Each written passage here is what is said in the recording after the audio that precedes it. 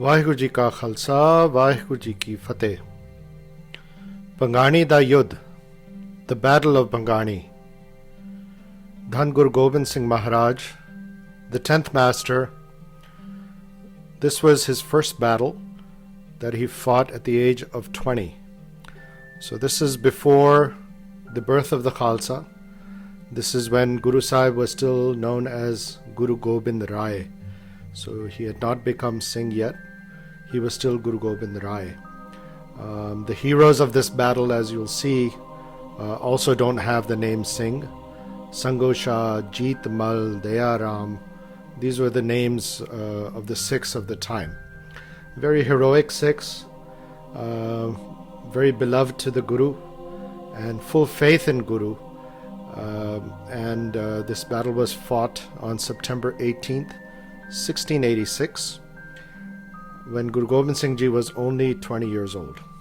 Can you imagine the age? You just finished your teens, so he was just turned 20 years old, and now he was leading one of the most ferocious battles of Sikh history. It was all fought on one day. It was a 9-hour battle, fought against great odds by our great master, Dhan Guru Gobind Singh Maharaj, the revolutionary, champion of the weak, voice of the voiceless, hero of the masses, our 10th master, Guru Gobind Singh Maharaj. So Guru Sahib, after the Shahidi of his father, Guru Tegh Bahadur Sahib Maharaj, in Delhi, there was a great deal of sadness among the masses. The poor masses, the weak masses, were being oppressed by this terrible tyrant, oppressive tyrant, and there was a great deal of frustration, of anger among the among the masses.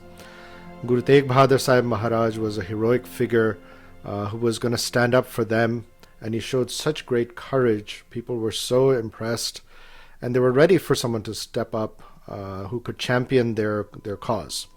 They were looking for this heroic figure. So Guru Gobind Singh Ji Maharaj stepped to the forefront at the time. He uplifted the masses, gave self-respect.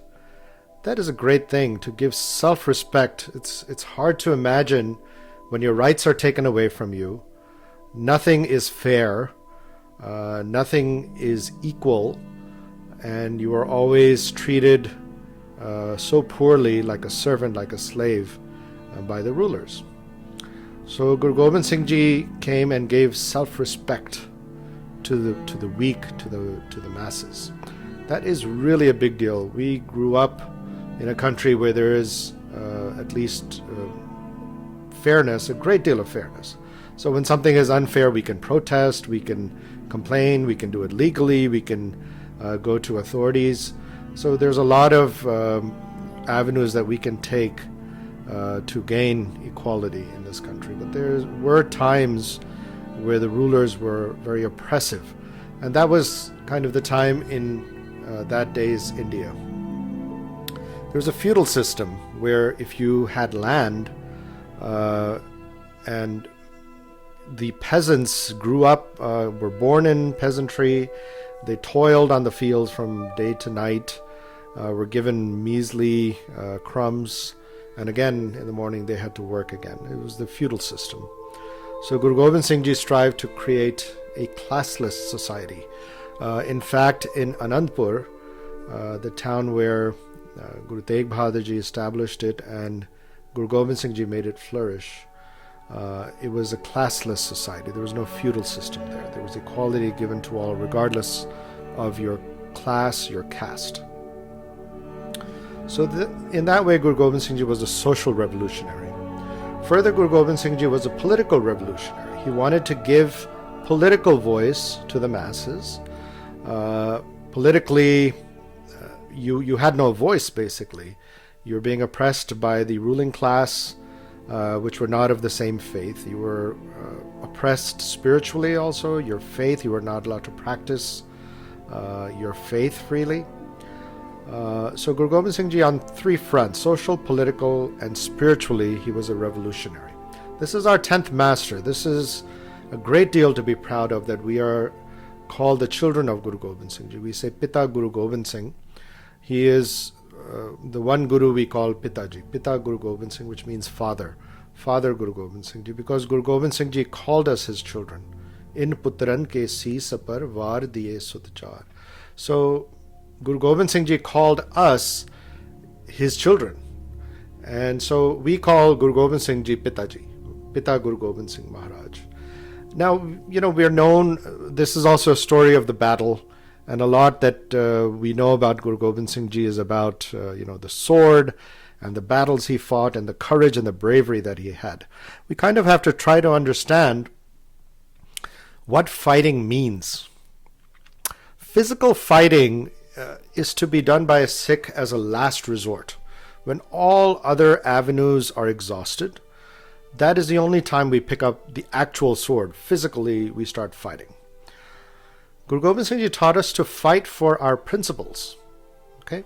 In this day and age, a fight could mean a protest, and we should be proud to protest, to stand up for those who are not being treated fairly. That is the role of a Sikh. That is what we are taught by Guru Gobind Singh Ji to do.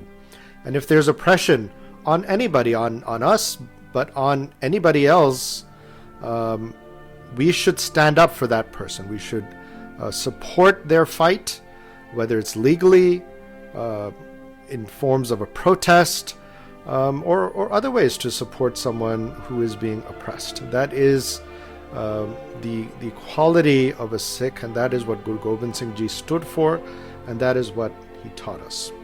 So let's go back a little bit to the family of Guru Gobind Singh Ji. So I'm going to use the pointer here. So this is Guru Har Gobind Sahib. So the 6th master, Guru Arjan Dev Ji's son, was Guru Har Gobind Sahib. Okay? Mata Nanki Ji is his wife, and she gave birth to these children: Bhai Gurditta Ji, Baba Atal Rai Ji, Bhai Suraj Mal Ji, Bibi Viro Ji, which was the sister of these brothers, Bhai Nand Chand, Bhai Gulab Rai, and Bhai Tyagmal. So Tyagmal was his given name, and as he was very brave in the battles of Guru Har Gobind Sahib, so he took on the kind of an alias or a honorable title of Tegh Bahadur, because Bahadur means brave, and he fought very bravely in the battles during Guru Har Gobind Sahib's time. So Tyagmal, we're bringing it down, if you can follow my pointer, became the 9th Guru, Guru Tegh Bahadur Sahib, right? So Guru Har Gobind Sahib's 6th master's son is the 9th master, the 9th Guru, Guru Tegh Bahadur Sahib. So Bibi Viro Ji, in that way, would be Guru Tegh Bahadur Ji's sister, right? So Bibi Viro Ji had 5 sons: Sango Shah, Bhai Jeet Mal, Bhai Gulab Chand, Bhai Mori Chand, and Bhai Gangaram. These are the 5 brothers who basically are the first cousins of Guru Gobind Singh Ji, right? Guru Tegh Bahadur Ji, Mata Gujri Ji's was the mother of Guru Gobind Singh Ji. So if Guru Tegh Bahadur Ji's sister is Bibi Viro Ji, then these 5 brothers were first cousins of Guru Gobind Singh Ji. I'm talking about them because they fought in the Battle of Bhangani. Sango Shah was the hero, the first general of the Khalsa, of the Sikh army, and Jeet Mal also played a very heroic role in that battle. So these were the first cousins of Guru Gobind Singh Ji. So when Bibi Viro Ji was married, actually the day of Bibi Viro Ji's wedding, the Mughal army had surrounded or had entered into Amritsar, and they were coming for battle. And Guru Har Gobind Sahib actually was at the wedding of Bibi Viro Ji, which was being done in a village. And in the early morning, the wedding was being carried out, and in the afternoon, Guru Har Gobind Sahib went back to Amritsar, and he fought a very massive battle. So it's interesting, in one day, Guru Har Gobind Sahib had the wedding of his daughter, and in the afternoon, he was in battle. When she got married, Guru Har Gobind Sahib came and blessed her, and he told her that never let a blemish come onto the Guru Kul. So the Guru's family, Kul means family. The Guru's family, never let a blemish come on the Guru's family. So what a great mother. The sister of Guru Tegh Bahadur Sahib gave birth to 5 sons who inevitably became shaheeds on the battlefield. All 5 of them in successive battles of Guru Gobind Singh Maharaj fought very bravely, and eventually all 5 of them were shaheed. So what a great mother, daughter, sister, Bibi Viroji, that gave birth to these very heroic, brave, courageous sons. So after the Shahidi of Guru Tegh Bahadur Sahib, Guru Gobind Singh Ji was 9 years old at the time, and he became the 10th Guru of the Sikhs. By Jeta Ji brought Guru Tegh Bahadur Ji's cease, his head, to Guru Gobind Singh Ji in Anandpur Sahib. So kind of imagine the age, a 9-year-old. A lot of you know someone who's 9 years old, or you may be around that age. So you can imagine how much maturity Guru Gobind Singh Ji had at the time that he became the 10th master. So this is kind of the age where he was. So Guru Gobind Singh Ji settled in Anandpur Sahib. From Patna Sahib, he was born in Patna Sahib, and he came to Anandpur Sahib in Punjab. He settled in Anandpur Sahib, and he built several forts. So now Guru Gobind Singh Ji understood that, like we said, we only fight as a last resort. So Guru Tegh Bahadur Ji remained shant, remained peaceful and calm in the face of oppression and tyranny. But Guru Gobind Singh Ji understood that now there is no choice. We have to pick up the sword. So as a last resort, now Guru Gobind Singh Ji mobilizes the Sikhs. They build several forts in Anandpur. And Guru Sahib stays in Anandpur for 7 years now. Everyone around India soon learns that there is this man now in Punjab who allows you to live free in his kingdom. So this was the kingdom of Guru Gobind Singh Ji Maharaj, Anandpur, the town where he ruled, so to speak. So it became known that if you wanted to live free in India, you could come to Anandpur.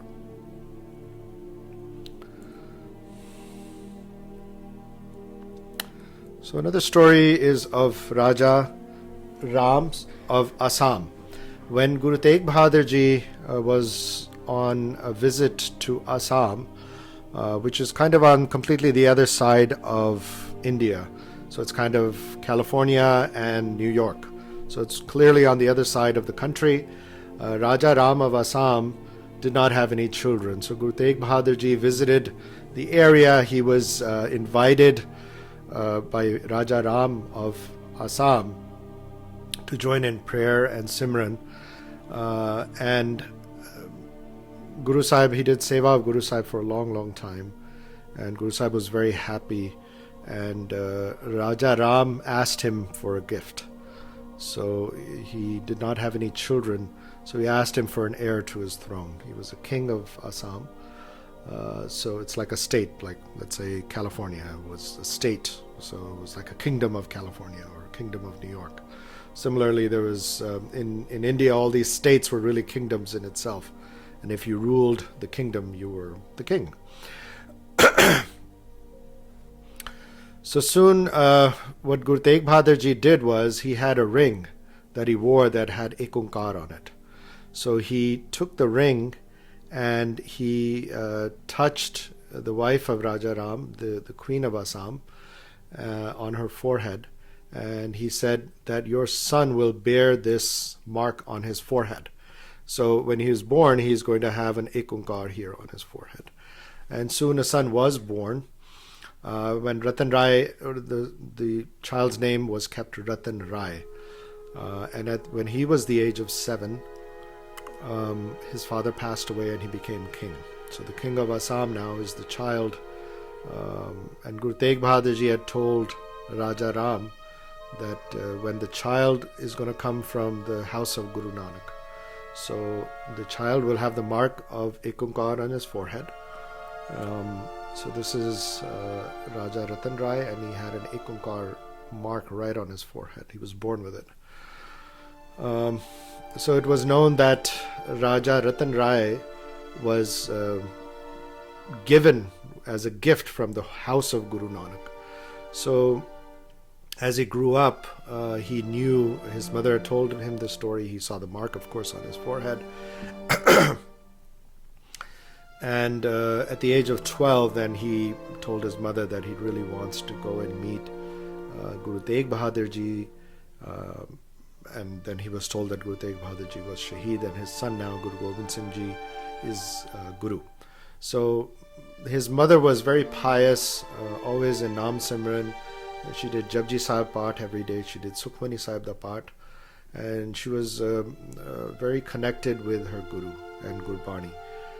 So she was very happy that her son wanted to meet Guru Gobind Singh Ji. And so they prepared. It was a long trip, you can imagine. Like I said, California to New York. In those days, you went by horse. So it was a long trip of 2 months or something like that. They stopped at Patna Sahib.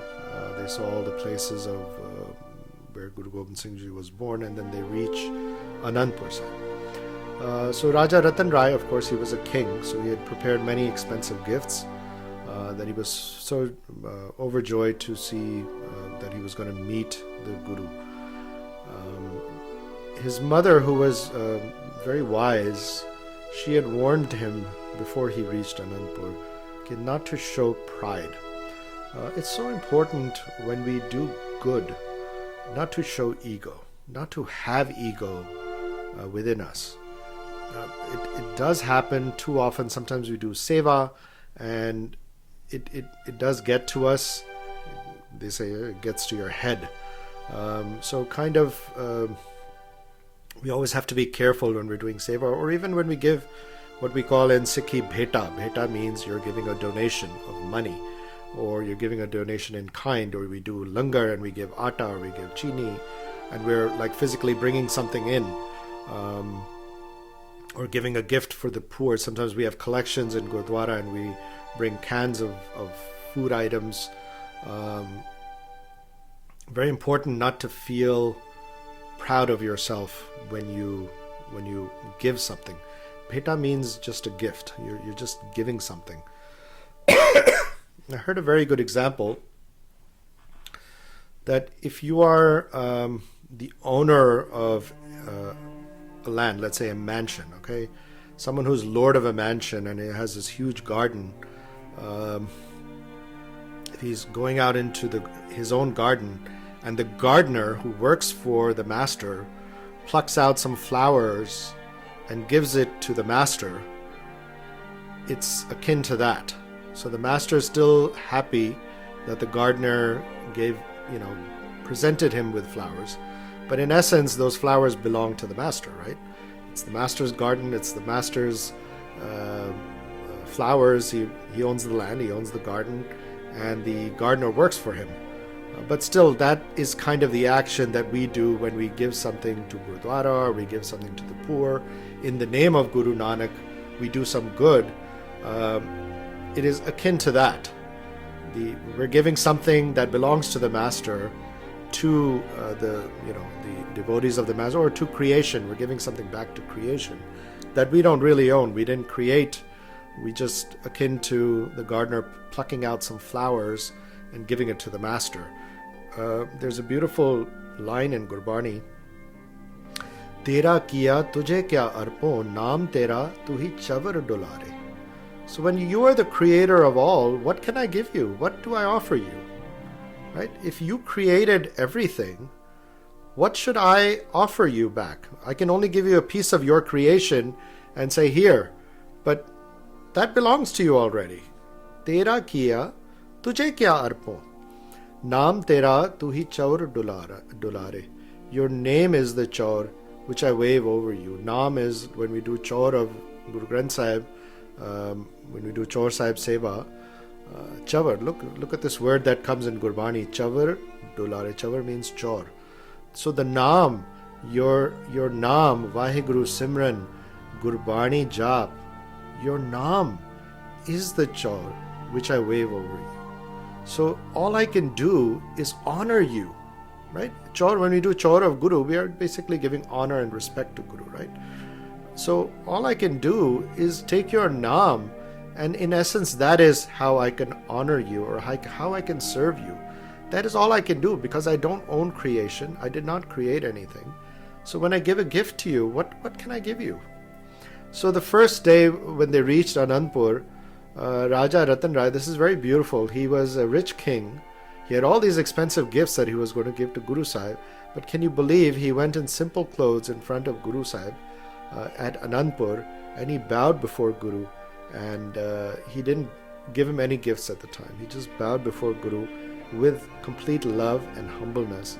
And that was such a beautiful action. And Guru, of course, knew that he was, Guru knows everything about us. So he knew he had expensive gifts, but that's not what he brought. He brought himself. So when we come before Guru, we have to sacrifice ourselves. Right? The biggest gift is when we give a gift of our man. When we present Guru with our man and our pap and our sins, that's all we have that is ours. And we can give that to the Guru. So that is what Raja Ratan Rai did. And then the next day, he asked his mother, now is it time now? Can I give him the presents that I brought for him? And then she agreed. And then when they met the next day, then Raja Ratan Rai presented Guru Sahib with all these expensive gifts. He had brought this elephant that was so well trained. It used to fetch, it could fetch Guru Sahib's slippers for him. It did chaur Sahib of Guru. It could hold a chaur in his trunk and do chaur of Guru Sahib. So it was like, kind of like having presenting someone with a modern day, expensive car, a Tesla or a Ferrari or something. So for that day, it was kind of a very cool thing to give somebody. He also gave him this chess set that was, had gadgets in it. He gave him this weapon that turned, from a sword to a pistol to a dagger. It was like a very cool gadget for its time.